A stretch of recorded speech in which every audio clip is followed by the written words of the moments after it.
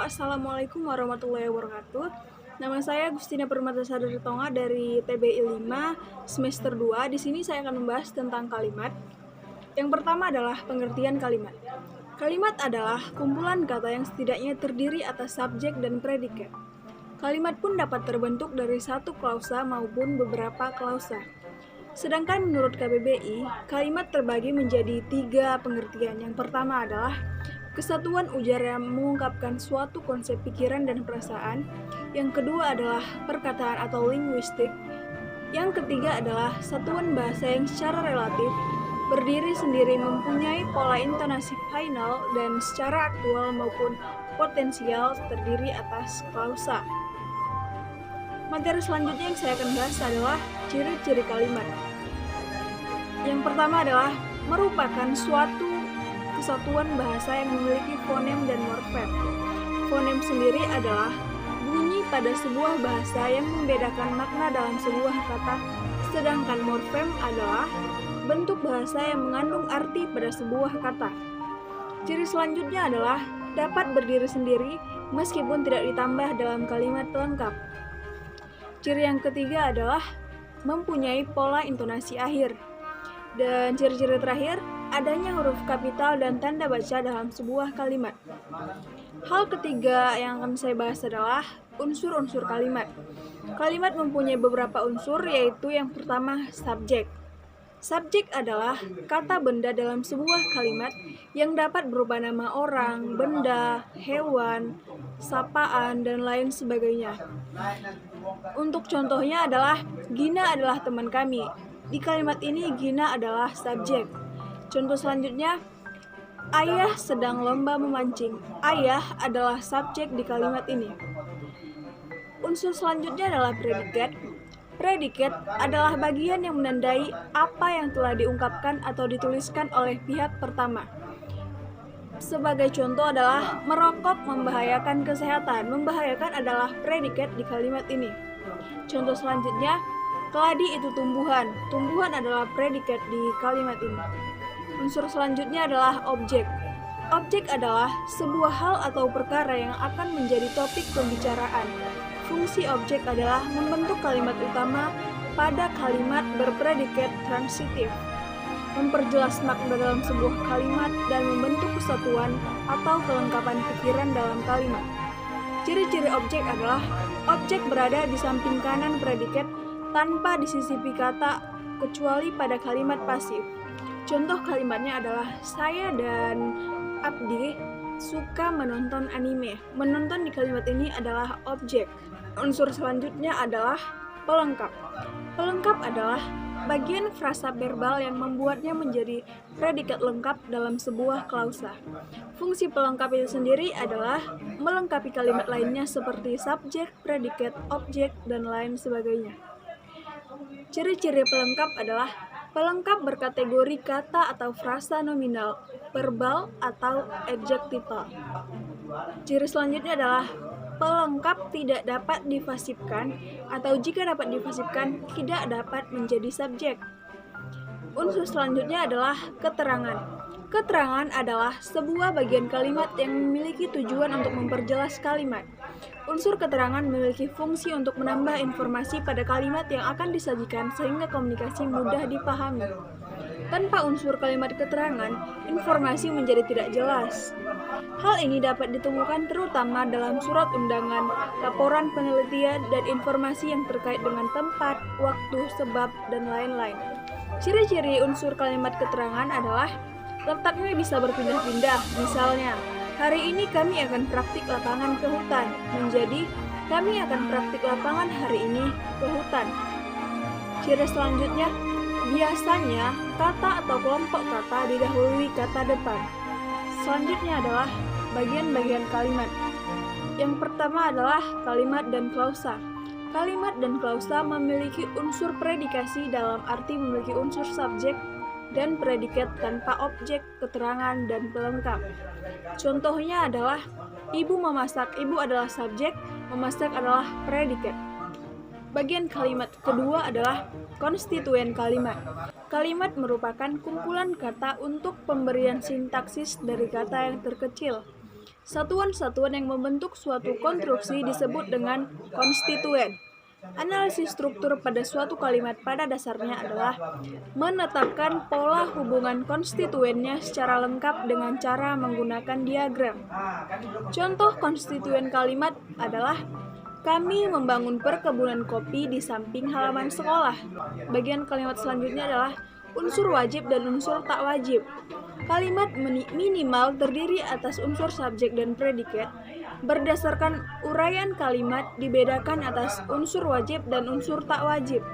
Unsur wajib itu terdiri atas konstituen kalimat yang tidak dapat dihilangkan, sedangkan unsur tidak wajib terdiri atas konstituen kalimat yang dapat dihilangkan. Selanjutnya adalah bagian inti dan bagian bukan inti. Yang pertama, bagian kalimat inti. Kalimat ini adalah kalimat dasar yang terbentuk dari klausa inti yang lengkap terdiri atas deklaratif dan afirmatif. Pola atau struktur ini dari bahasa Indonesia. Contohnya adalah ibu memasak, kakak aku cantik. Nah, selanjutnya, bagian kalimat bukan inti. Kalimat non-inti adalah gabungan kalimat inti dengan proses transformasi. Hal ini disebabkan adanya proses pemasifan, penanyaan, pengingkaran, dan lain-lain. Contoh kalimatnya adalah mobil disetir oleh kakak. Selanjutnya, bagian inti beserta konstituennya.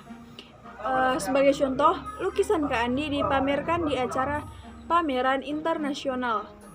Maka dalam contoh kalimat tadi, terdapat 5 konstituen, yaitu 1 lukisan, 2 Kak Andi, 3 dipamerkan, 4 acara pameran internasional.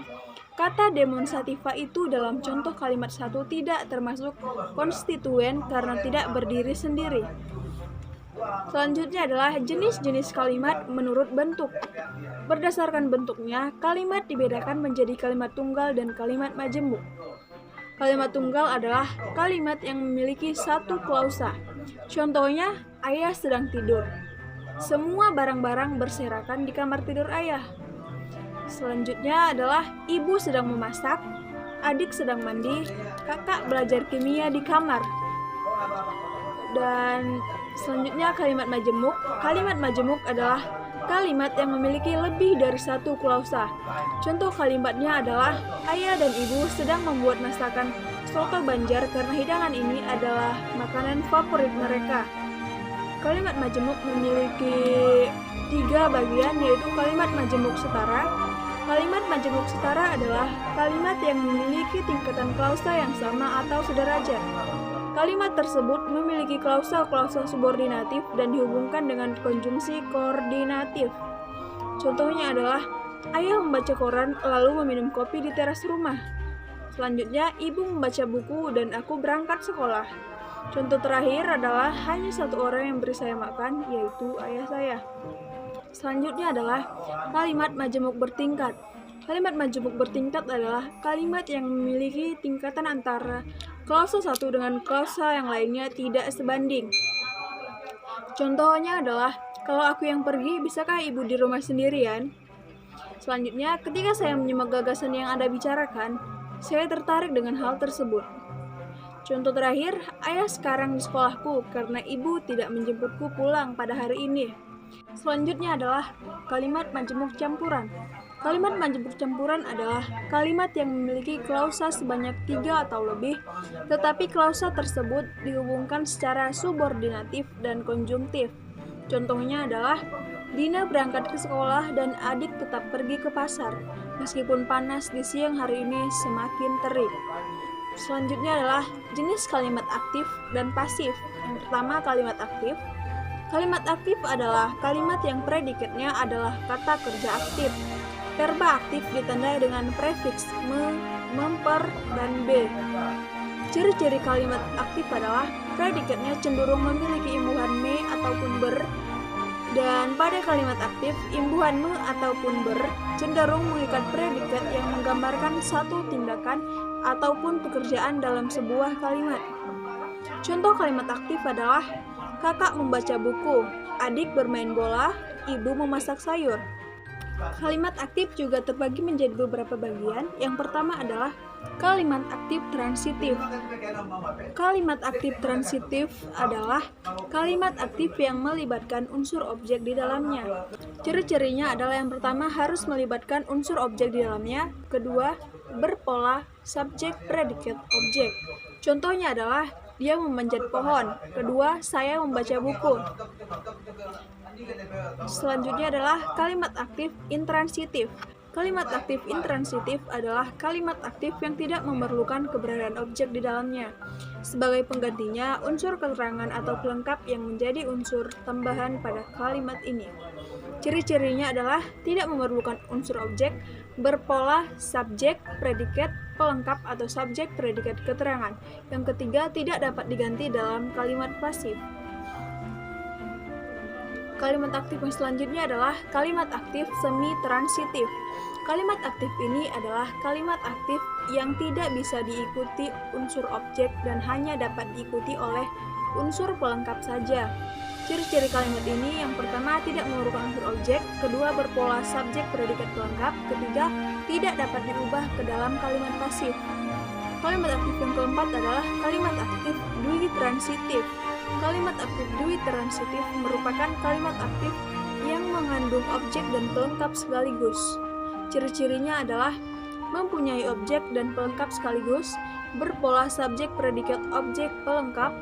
Yang ketiga dapat diganti ke dalam kalimat pasif. Selanjutnya saya akan membahas tentang kalimat pasif. Kalimat pasif adalah kalimat yang subjeknya dikenai suatu pekerjaan atau tindakan atau aktivitas. Subjek pada kalimat pasif berada sebelum predikatnya. Kalimat pasif ini merupakan kebalikan dari kalimat aktif. Ciri-ciri kalimat pasif adalah subjeknya sebagai penerima perlakuan, predikatnya berimbuhan di, ter, ke, an. Ciri selanjutnya, predikatnya berupa predikat persona atau kata ganti orang. Contoh kalimat pasif adalah buah mangga dipetik oleh ibu. Buku ayah dipinjam oleh ibu. Penampilan kakak saat menari disaksikan oleh ribuan penonton. Selanjutnya, syarat dan cara mengubah kalimat aktif menjadi kalimat pasif. Syarat mengubah kalimat aktif menjadi pasif dengan cara mengubah subjek menjadi objek, di mana dapat menambah awalan pada predikat dengan awalan di. Yang kedua, syarat mengubah kalimat pasif menjadi aktif adalah dengan mengubah objek menjadi subjek. Caranya adalah dengan mengubah awalan di menjadi me pada sebuah predikat. Selanjutnya adalah jenis-jenis berdasarkan pengucapan. Berdasarkan pengucapan, kalimat dibedakan menjadi kalimat langsung dan kalimat tidak langsung. Kalimat langsung adalah kalimat yang menggambarkan ucapan atau perintah. Kalimat tersebut juga berisi bagaimanakah perkataan orang yang dimaksud, sehingga kalimat ini menggunakan tanda petik. Contoh kalimatnya adalah ibu berkata, sayang, hari ini kita makan buah yuk. Contoh selanjutnya, kakak, ajarkan aku matematika, kak. Selanjutnya adalah kalimat tidak langsung. Kalimat tidak langsung adalah kalimat yang mendeskripsikan ucapan kembali dari seseorang.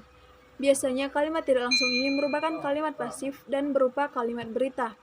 Contoh kalimat tidak langsung adalah, Bu guru berkata bahwa saya harus bekerja cerdas agar saya dapat menjadi orang sukses.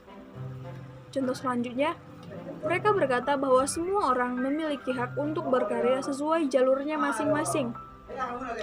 Terakhir adalah jenis-jenis kalimat berdasarkan fungsinya. Yang pertama, kalimat perintah. Kalimat perintah adalah kalimat untuk memberi perintah kepada orang lain untuk menjalankan sesuatu.